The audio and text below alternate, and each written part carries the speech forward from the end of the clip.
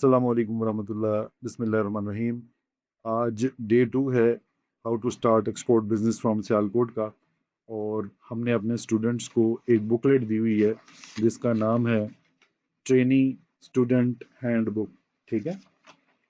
कुछ हमारे स्टूडेंट होते हैं जो सिर्फ स्टूडेंट हैं, क्लास लेते हैं और चले जाते हैं। कुछ ऐसे स्टूडेंट हैं जो क्लास भी लेते हैं, वो साथ साथ ट्रेनीज भी हैं। ठीक है। वो दोबारा आते हैं क्लास के अलावा वाले दिन में और वहाँ बैठ के हमारे साथ ट्रेनिंग करते हैं ऑफिस में। तो आज हमारा डे 2 है जी। और हमारा जो मॉडल है वो थ्राइव मॉडल है, पहले 10 दिन का। आपने क्या करना है कि टी से ट्रिजेक्ट्री है, एच से हैशटैग है, आर से रिफाइंड ह्यूमन है, आई से इम्पोर्टेंट एक्सपोर्ट है, वी से वर्चुअल असिस्टेंट है, ई से ई कॉमर्स है। ये आपको पता है हमारे मॉडल का।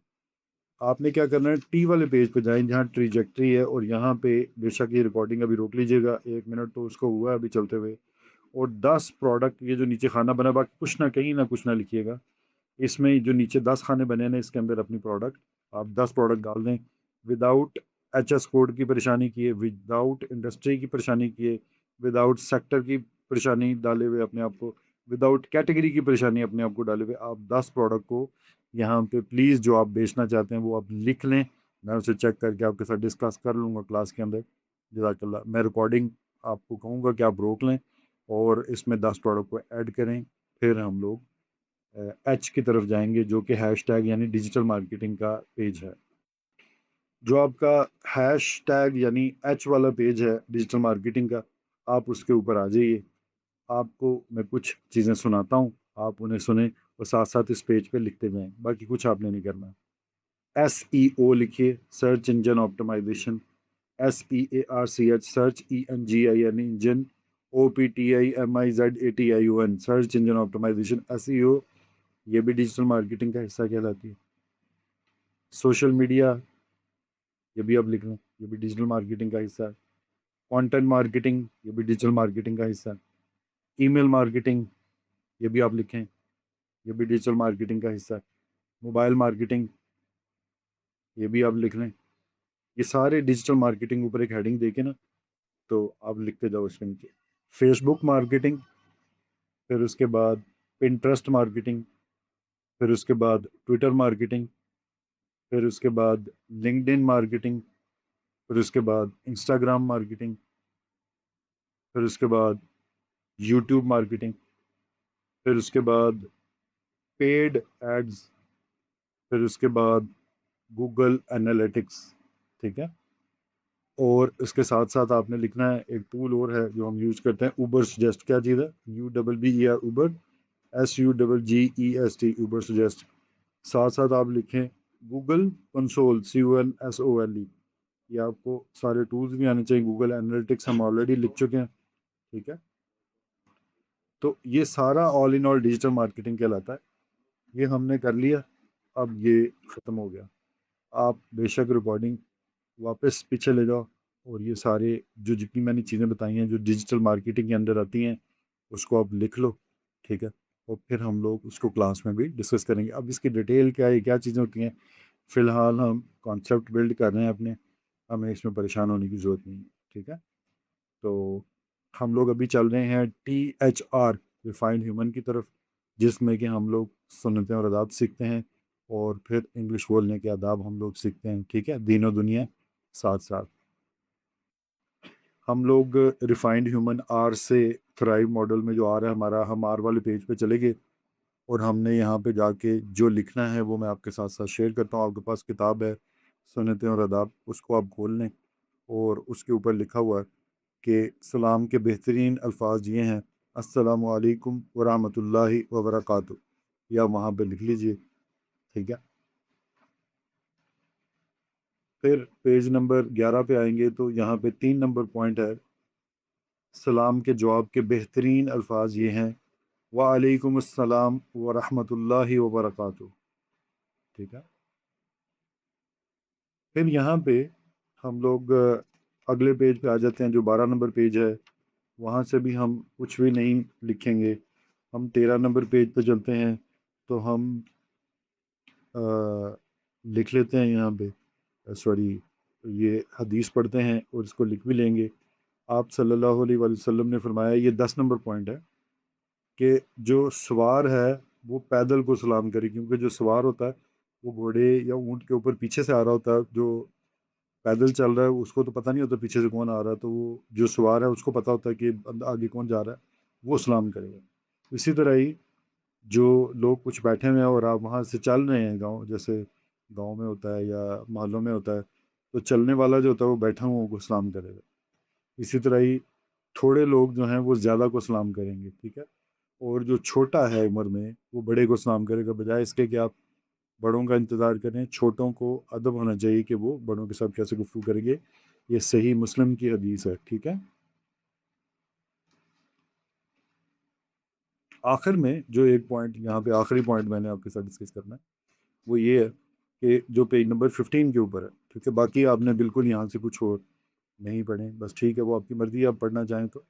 पेज नंबर 15 पे जो 15 नंबर पॉइंट के एंड पे सबसे लिखा हुआ है, हज़रत क़तादा रज़ी अल्लाह ताला अन्हो से रिवायत है कि आप सल्लल्लाहु अलैहि वसल्लम ने फरमाया, जिस वक़्त तुम घर में दाखिल हो अपने घर के लोगों को सलाम कहो, और जब अपने घर वालों से निकलो तो सलाम के साथ रुखसत हो। तो आपने घर में आते और जाते अस्सलामु अलैकुम वरहमतुल्लाह, अस्सलामु अलैकुम वरहमतुल्लाह, शुरू में शर्म भी आती है, थोड़ी सी तकलीफ भी होती है, सुबह सुबह माँ बाप से मुलाकात होती है, उन्हें भी आपने सलाम करनी होती है, ठीक है। तो ये हमने कर लिया सलाम करने की सुन्नत और आदाब, और साथ ही साथ हमने अभी मुसाफ़हा और मुआनका की सुन्नत और आदाब भी पढ़ना है। मुसाफ़हा बोलते हैं हाथ मिलाने को, पेज नंबर 22 पे आ जाएं, और मुआनका बोलते हैं गले मिलने को, ठीक है। तो हम पेज नंबर 22 पे जाएंगे। हज़रत अबुल ख़त्ताब रज़ी अल्लाह ताला अन्हु ने फरमाया कि मैंने हज़रत अनस रज़ी अल्लाह ताला अन्हु से अर्ज़ किया कि मुसाफ़हा यानी हाथ मिलाना आप सल्लल्लाहु अलैहि वसल्लम के सहाबा कराम अलैहिमुर रिज़वान में मुरव्वज था। आप रज़ी अल्लाह ताला अन्हु ने फरमाया, हाँ, यानी कि वो लोग मुसाफ़ा यानी हाथ मिलाया करते थे, ठीक है। इसी तरह ही जो पहला पॉइंट है इसका कि आप सल्लल्लाहु अलैहि वसल्लम ने इरशाद फरमाया, हज़रत अता खुरासानी रज़ी अल्लाह ताला अन्हु से रवायत है कि एक दूसरे के साथ मुसाफ़हा करो यानी हाथ मिलाओ, इससे कीना जाता रहता है एक दूसरे के दिलों में जो एक दूसरे के खिलाफ बात होती है। और हदिया भेजो, आपस में मोहब्बत होगी और दुश्मनी जाती रहेगी। हदिया ये थोड़ी होता है किसी हराम रिश्ते को नहीं भेजना उन्हें, ये हलाल रिश्ते की बात हो रही है, क्योंकि जवान लोग जो हैं वो उल्टी से उल्टी चीज़ें ही सोचते हैं कि ये तोहफे की बात हो रही है तो तोहफा भेजूंगा तो प्यार बढ़ेगा, ऐसा कुछ नहीं है, ठीक है। अच्छा, हम 3 नंबर पॉइंट पे आते हैं, पेज नंबर 23 के ऊपर, और यहाँ पे आप सल्लल्लाहु अलैहि वसल्लम की हदीस नकल की गई है, जिसमें ये बताया गया कि आप सल्लल्लाहु अलैहि वसल्लम ने इरशाद फरमाया, जब दो दोस्त आपस में मिलते हैं और मुसाफहा करते हैं और आप सल्लल्लाहु अलैहि वसल्लम पर दुरूद शरीफ पढ़ते हैं, यानी मैंने आपको कहा अस्सलामु अलैकुम व रहमतुल्लाह और हमने हाथ मिलाया और साथ ही हमने पढ़ लिया सल्लल्लाहु अलैहि वसल्लम, तो उससे क्या होगा कि हम दोनों के जुदा होने से पहले पहले हमारे अगले और पिछले गुनाह बख्श दिए जाएंगे, और इसमें कोई किसी भी किस्म का डाउट नहीं है। बाकी आपने यहाँ से कुछ नहीं पढ़ना, ठीक है। आपने जो पढ़ना था वो पढ़ लिया, ठीक है। दूसरा ये, अपनी वालदा के पाँव आप चूमें, उनके कदमों तले जन्नत है। अपने वालिद साहब के हाथ चूमें, अपनी वालदा के हाथ चूमें। मुसाफ़ा और मुआनका, अपने वालिद साहब से गले मिलें। ईद वाले दिनों में तो हम मिलते ही मिलते हैं, लेकिन जो छोटे बच्चे हैं, बाकी जो उनके बड़ी उम्र के दोस्त वगैरह या टीचर वगैरह हैं या और लोग हैं, उनसे उन्होंने गले नहीं मिलना, ठीक है। आपने एहतियात भी बरतनी है, ठीक है। हमने फ़ी ज़माना चीज़ें लेके साथ चलनी होती हैं, तो स्टूडेंट्स को मैं गाइड करता हूँ कि आप फ़कत हाथ मिलाने तक ही अब रहे। हम लोग अब चलते हैं थ्राइव में आगे आई की तरफ, यानी इम्पोर्ट एंड एक्सपोर्ट की तरफ। तो आई जो है उसका मतलब इम्पोर्ट एंड एक्सपोर्ट है। तो हमने जो प्रोसेस सीख रहे हैं उसमें 2 लेटर्स आज हम लोग जाएंगे भेजेंगे। एक का नाम इंट्रोडक्शन लेटर है जो हम भेजेंगे, और वहाँ से हमें आएगा quotation letter, QUOTATION, quotation letter आएगा, ठीक है। कि मुझे कोटेशन भेजें, मैं एग्री करता हूँ आपने जो मुझे इंट्रोडक्शन किया। मैं लोगों को यही सिखाता हूँ कि लोगों को DM करना बंद करें, लोगों को मैसेजेस करना बंद करें। अपने लेटर हेड के ऊपर अपने सर्टिफिकेट्स के साथ, अपनी कंपनी की प्रोफाइल के साथ अपनी प्राइस लिस्ट के साथ, अपनी वेबसाइट के साथ लोगों को कांटेक्ट करें, फिर आपको जवाब आएंगे, वरना उनकी तरफ से जवाब है। ठीक है, तो अभी हम लोग उन लेटर्स की तरफ चलते हैं। ये पेजेस जो हैं मैं आपके साथ शेयर कर दूंगा। जो ऑडियो सुन रहे हैं वो मुझे रिक्वेस्ट कर लें, मैं उनको ये अपने जो क्या कहते हैं सेंड कर दूंगा। जो लेटर्स हैं, हम पढ़ रहे हैं लेटर, इंट्रोडक्शन लेटर है। टैक्सपिल एक कंपनी है लिशॉयस पुर्तगाल से, उसको हम रेफरेंस बना के ईमेल भी कर सकते हैं। रेफरेंस नंबर है EXP-101/12 May 1, 2012। Attention, import manager, Yon sourcing manager. या तो आपने परचेज मैनेजर को या इंपोर्ट मैनेजर को या सोर्सिंग मैनेजर को कांटेक्ट करना होता है। ठीक है, आप इधर उधर लोगों को कांटेक्ट करते रहते हैं। ये खैर मैं लिंक्डइन में सिखाऊंगा आप लोगों को इस तरह। इधर उधर लोगों को कांटेक्ट करते रहते हैं तो फिर वो जवाब भी नहीं देते, क्योंकि उनसे रेलिवेंट वो ईमेल भी नहीं होती, वो डीएम भी नहीं होता। Dear sir, in today's world where quality, timely deliveries, and competitive prices matters, you need to have a supplier who can deliver goods exactly as per your requirements. This is what exactly we can do.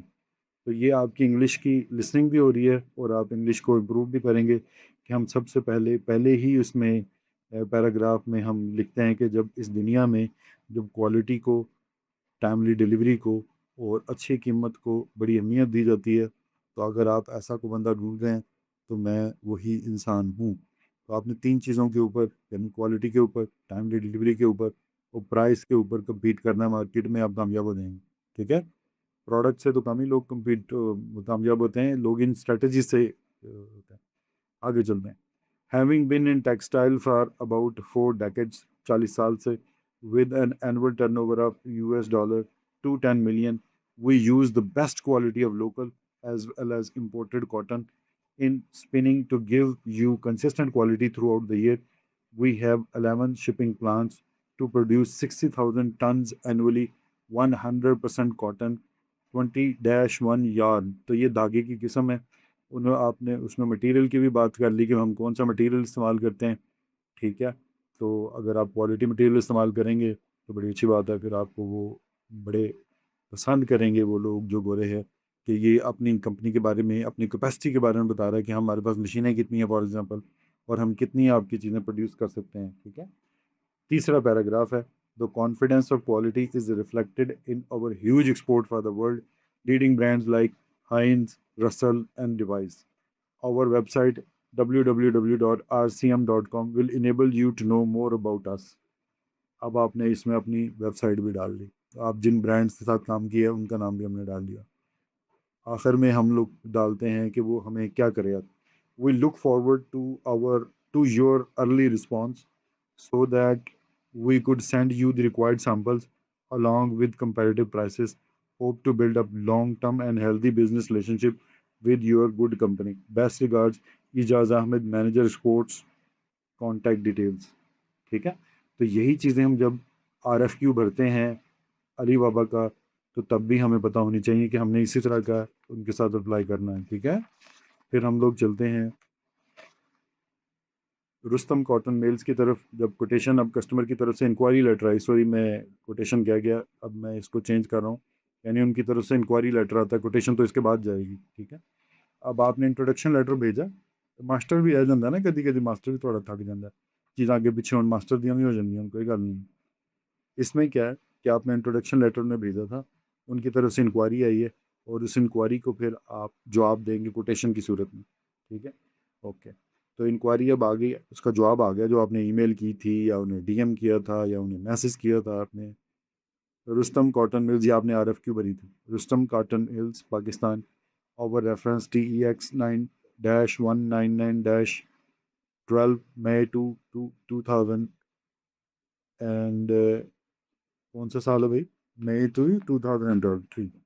Mister Ejaz Aamir, ये मैं उस वक़्त से पढ़ा रहा हूँ, अब तो ज़माना बदल गया, 2010-12 से।